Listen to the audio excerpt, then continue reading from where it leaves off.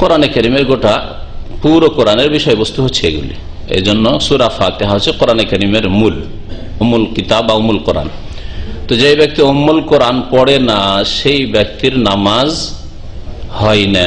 এই হচ্ছে হাদিস, মুত্তাফাকুন আলাইহি। হাদিসটি বুখারীতে আছে, মুসলিমে আছে, বরং অন্য অন্য সবগুলি কিতাবে আছে প্রায়। আবু দাউদ, নাসাই, তিরমিজি, ইবনে মাজাহ এমন কোন কিতাব নেই আমার মনে হয় যে সেই হাদিসের কিতাবে এই হাদিসটি নেই। ওয়াফি রিওয়ায়াতুল ইবনে হিব্বান, ইমাম ইবনে হিব্বানের একটি বর্ণনা রয়েছে আর দারাকুতনির আরেকটি বর্ণনা রয়েছে, লা তুজজি সলাতুন, কোন নামাজ যথেষ্ট হয় না।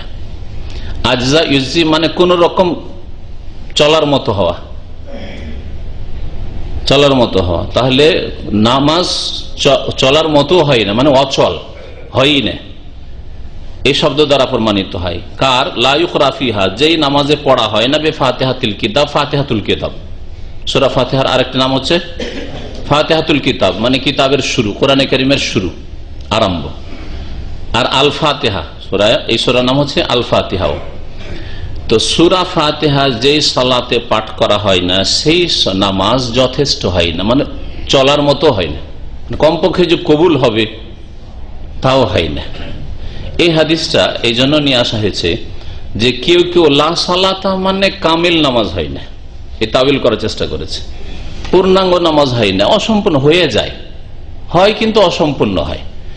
এই কথা যেহেতু ব্যাখ্যা করা বা অপব্যাখ্যা করার চেষ্টা করেছে, সেই জন্য এই হাদিস দ্বারা স্পষ্ট হয় যে এই ব্যাখ্যা ঠিক নাই, চলার মতো নামাজ হয় না। আজজা ইউজি মানে কেফায়াত করা, কমপক্ষে যেটা বলা হয় যথেষ্ট হওয়া, যথেষ্ট হয় না যে নামাজে সূরা ফাতিহা পাঠ হয় না। অফি উখরালি আহমদ, মুসনাদ আহমদের আর একটি রিওয়ায়াতে রয়েছে, আবু দাউদে আছে, তিরমিজিতে আছে, ইবনে হিব্বানে আছে। এতে আর একটু বাড়তি আছে, তা হচ্ছে নবী করিম সাল্লাল্লাহু আলাইহি সাল্লাম একবার ফজরের নামাজে ছিলেন আর জিজ্ঞেস করলেন, লাআল্লাকুম তাকরাউনা খালফা ইমামিকুম, সালাম ফেরার পরে জিজ্ঞেস করলেন সাহাবায়ে কেরামদেরকে, মনে হচ্ছে যে তোমরা তোমাদের ইমামের পিছনে কেরাত পড়ছো, সূরা পড়ছো। লাআল্লাকুম তাকরাউনা খালফা ইমামিকুম, পেছনে যদি লোকজন কোন সূরা পড়ে, আর সাহাবায়ে কেরামদের আমল ছিল আস্তে আস্তে পড়লেও এক একটা শব্দ মাঝে মাঝে প্রকাশ পেত। এটা সাহাবায়ে কেরামদের আমল, এর উপর আমল আছে সৌদি আরবে। যোহর আসরের নামাজে দেখবেন মাঝে মধ্যে ইমাম বা আশেপাশের লোক যারা সূরা পড়ছে, আলহামদুলিল্লাহ রাব্বিল আলামিন, আওয়াজ পাচ্ছেন না? এরকম মালিক ইয়াউমিদ্দিন, জেহরি কেরাত নাই, কিন্তু আস্তে কেরাতে কোন কোন শব্দ প্রকাশ পাওয়া, এর মাধ্যমে বোঝা যায় যে পাশের লোকটা কিছু পড়ছে।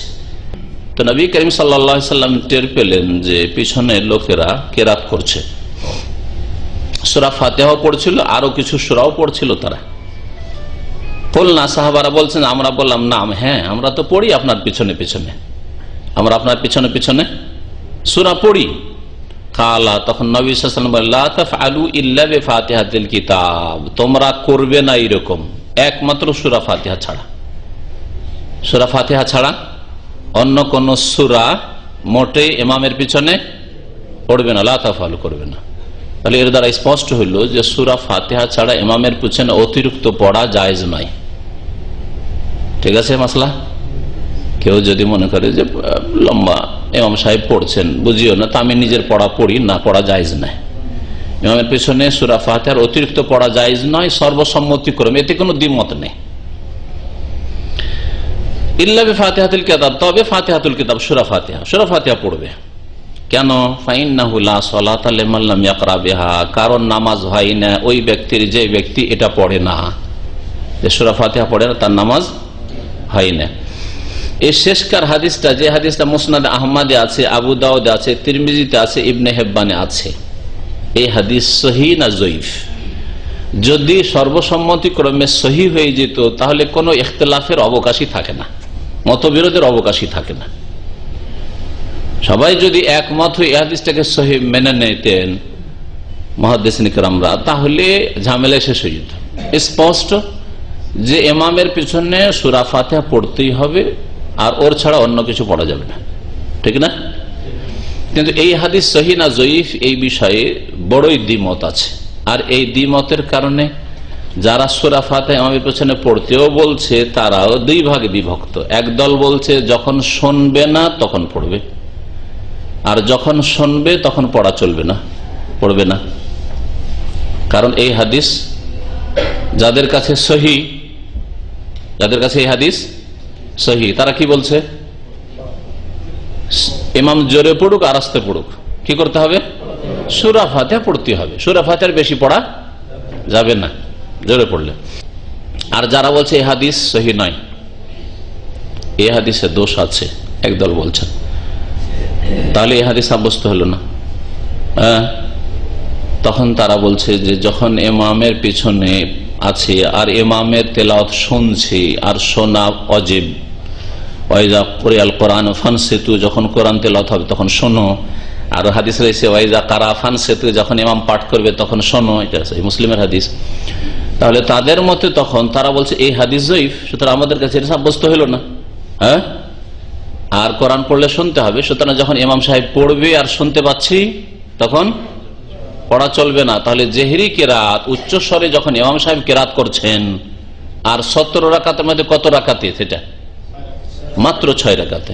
মাগরিবের 2, হ্যাঁ, এশার 2 আর ফজরের 2, এই 6 রাকাতে শুধু জোরে কেরাত হয়। এই 6 রাকাতে জোরে কেরাত যখন হচ্ছে, সুতরাং শুনতে হবে, শোনার আয়াত আর হাদিসের আমল করতে হবে। আর এই হাদিস যেহেতু আমাদের কাছে জয়ীফ, সুতরাং জেহরি কেরাতে শুনবেন, পড়বেন না, শুনে নেওয়াটাই কেরাতের বিকল্প তাদের কাছে। স্পষ্ট বুঝতে পারছেন? আচ্ছা, বাকি কত রাকাত থাকে 17-এর মধ্যে? 11 রাকাত। 11 রাকাতে শুনছেন কিছু কি?